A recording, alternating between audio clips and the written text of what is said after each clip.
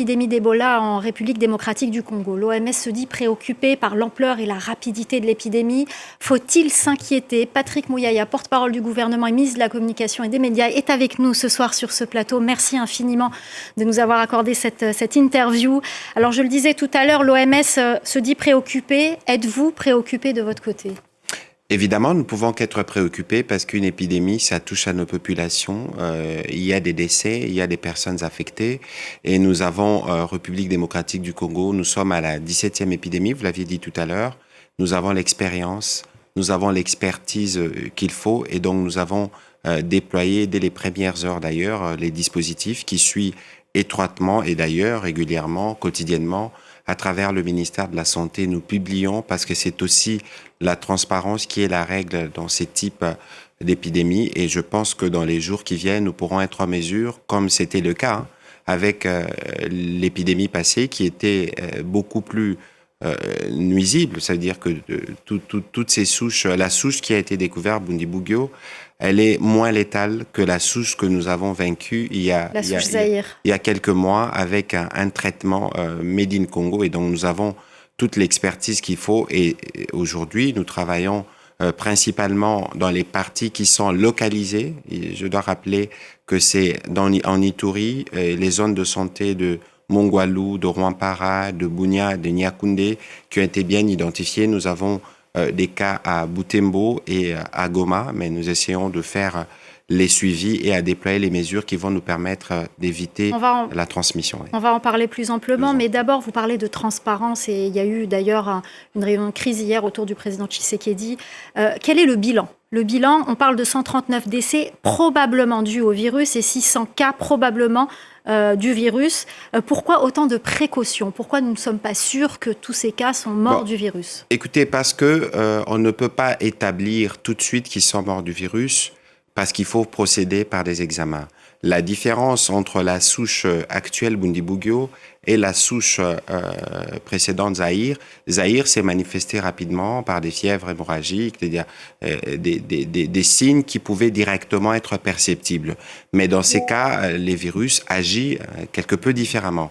Et c'est même pour ça que d'ailleurs le président de la République lui-même, et il en a reparlé au Conseil de ministres extraordinaire de cet après-midi, a réuni pas seulement le ministre de la Santé, mais tous les ministres sectoriels concernés pour être sûr qu'à côté de nos experts, nous donnons par exemple la logistique qu'il faut et que nous, par exemple, au niveau de la communication, parce que nous avons beaucoup entendu, notamment sur France 24, des gens dire « il n'y a pas de vaccin ». Il n'y a pas de traitements. Nous sommes Ce qui est factuellement vrai. Oui, bien sûr. Nous sommes dans un contexte mondial où il y a un peu peut-être des traumatismes ou de paranoïa avec le Covid. On rappelle aussi que la RDC a vaincu le virus sans vaccin à plusieurs reprises. Oui, voilà. C'est peut-être la précision qu'il faut apporter très rapidement et que nous travaillons pour contenir et éviter la transmission et nous assurer que dans les jours qui viennent, forcément, nos experts qui sont dédiés sur les sujets pourront évidemment trouver les traitements, mais sinon on a des mesures qui permettent on va en reparler de ces mesures, mais tout d'abord, la situation à l'heure où l'on parle, l'OMS dit que ça fait plusieurs mois que l'épidémie sévit. Qu'est-ce qui a failli? Pourquoi l'alerte a été donnée si tardivement? Bon, écoutez, nous avons reçu l'alerte le 5 mai. Et il y a un protocole, les spécialistes sauront, c'est le 717, ça veut dire dès le jour où on trouve le premier cas, on a peut-être quelques jours pour faire les examens et établir évidemment la souche dont il est question. Et puis, on a le temps de préparer la riposte. Donc, on a reçu une alerte communautaire le 5 mai et déjà quelques jours après, donc le 15 mai, nous avions déclaré l'épidémie à Kinshasa et 2 jours après, le ministre de la Santé était en Ituri. Et donc, le protocole a été respecté et peut-être... je ne suis sûrement pas spécialiste sur le sujet, mais je crois que la manifestation de certains symptômes, vous pouvez voir qu'il y a des gens qui décèdent dans un contexte où on pensait que c'était une maladie mystique. Évidemment, il fallait avoir le temps de récupérer les cas, être en mesure de les examiner. Et lorsqu'on les a examinés à Bunia, il n'y avait pas de résultat. On a envoyé à Kinshasa. On entend parfaitement. Et on a pu établir que c'était des souches autres que Zaïre. On entend parfaitement, on a entendu parler de ces maladies mystiques, de la sorcellerie, etc., qui peuvent toujours fausser. Mais beaucoup d'experts et d'observateurs sur le terrain disent qu'il y a aussi une défaillance au niveau local, que le système sanitaire s'est dégradé, et notamment parce qu'il y a eu la suppression du USAID et que du coup, les infirmiers locaux qui ont l'habitude d'alerter rapidement ne l'ont pas fait aussi rapidement. Il faut peut-être pas aller dans des spéculations. C'est vrai qu'il y a un certain impact parce que l'USAID, qui soutenait beaucoup de projets dans la santé, ne les fait plus. Mais parallèlement à cela, au niveau du gouvernement, on a pris des dispositions, notamment une taxe qui permet aujourd'hui de financer les secteurs de la santé. Et donc ici, il faut considérer, madame, que nous avons l'expérience qu'il faut. Et il n'y a aucune épidémie qui ressemble à une épidémie qui est déjà passée. Cela dit, on peut lire aussi dans la presse, j'ai lu ce matin la presse allemande, notamment un reportage où il y a des médecins et des soignants à Bounia, par exemple, qui disent qu'il manque de matériel, par exemple, qu'il n'y a que 2 vols qui font Bounia-Kinshasa et qui transportent les tests vers Kinshasa pour vérifier justement la positivité des tests et que l'attente est longue. Est-ce qu'il y aura, par exemple, des moyens supplémentaires logistiques qui seront mis en place justement pour faciliter tout cela ? Je crois que je l'ai dit en début, lorsque nous c'est pour ça que je vous ai dit qu'on en reparlerait. Oui, évidemment, parce qu'évidemment, les moyens logistiques, nous en avons énormément besoin, parce que, je rappelle, vous avez parlé des Kinshasa, c'est presque plus de 2000 km. Absolument. Dans la zone qui est bien géolocalisée, parce que parfois, il y a aussi cette tendance à croire que c'est toute la République démocratique du Congo où on enregistrait 2 cas, mais pour l'instant, c'est bien localisé et il y a des dispositions qui sont prises pour que cela ne puisse pas se propager. Mais pour ce qui concerne justement la logistique, mais tout appui international est les bienvenus parce que nous, au niveau du gouvernement, on a pris les dispositions qui sont les nôtres. Je crois qu'il y a l'OMS, il y a l'UNICEF, de partenaires qui travaillent localement, qui ont aussi apporté des contributions et je pense que la mobilisation qui pourra se faire rapidement pourra aussi nous permettre de renforcer les équipes locales qui travaillent déjà, qui sont dédiées, qui connaissent les sujets, qui connaissent les réflexes et ce qui va nous permettre de contenir la propagation de cette épidémie. Alors concernant, là on parle de zones qui sont contrôlées par le gouvernement, mais concernant les zones qui sont contrôlées par le M23, je pense à Goma, à Bukavu, comment comptez-vous faire pour endiguer l'épidémie dans ces zones-là? Bon, écoutez, nous n'avons pas des cas enregistrés pour l'instant à Bukavu, mais sur le cas de Goma, c'est simple. Hein.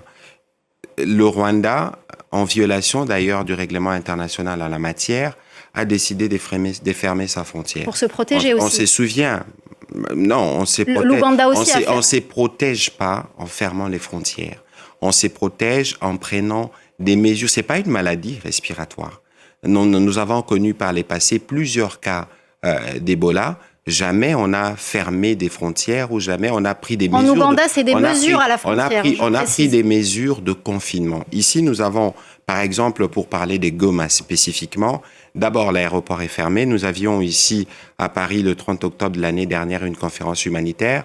On sait que le Rwanda, le père et les fils M23 refusent tout appui humanitaire, donc aéroport fermé. Si d'aventure le Rwanda ferme la frontière alors qu'il pouvait plus faire le choix d'utiliser des mesures des santé publique qui auraient pu permettre d'éviter la transmission, c'est la preuve en réalité qu'ils n'ont n'accorde aucune valeur ni à la sécurité, ni à la protection de nos populations qui sont là-bas. Et nous pensons que pour apporter une riposte efficace dans la partie, en tout cas... Donc vous n'avez aucun moyen de pouvoir intervenir ?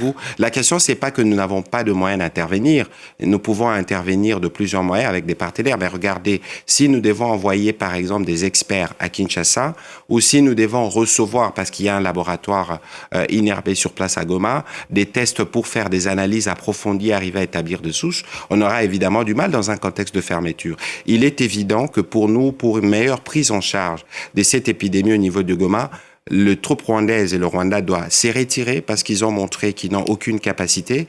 Et en plus, ceux qui sont à leur supplétif devraient se mettre de côté et laisser les experts s'émouvoir librement pour essayer de protéger la population. Dernière question, merci. Allez-y, s'il vous plaît. Dernière question très importante sur les mesures barrières. Ce matin, j'écoutais nos confrères d'RFI, appel sur l'actualité, Juan Gomez, et beaucoup d'auditeurs appelés notamment de Goma, de Bukavu, et ils disaient s'inquiéter, voir qu'il n'y avait pas de mesures barrières, que les gens n'avaient pas encore pris conscience, que parfois même des églises évangélistes disaient que c'était des maladies divines et qu'il fallait prier, mais qu'il ne fallait pas forcément prendre des mesures barrières. Comment comptez-vous faire pour faire passer le message? Écoutez, c'est la communication. Autant la situation est délicate, autant on ne devrait pas paniquer d'abord, parce que Nous avons l'expérience qu'il faut, nous avons des personnels qui sont aguerris et le président de la République l'a rappelé encore en Conseil de ministres cet après-midi. Et nous tous, moi qui vous parle comme ministre de la Communication, nous sommes particulièrement mobilisés à travers tout le relais dans le pays pour passer les messages. Alors, le premier réflexe, il est tout simple. Il faut se laver les mains. Il faut éviter de s'approcher des corps lorsqu'on fait des funérailles.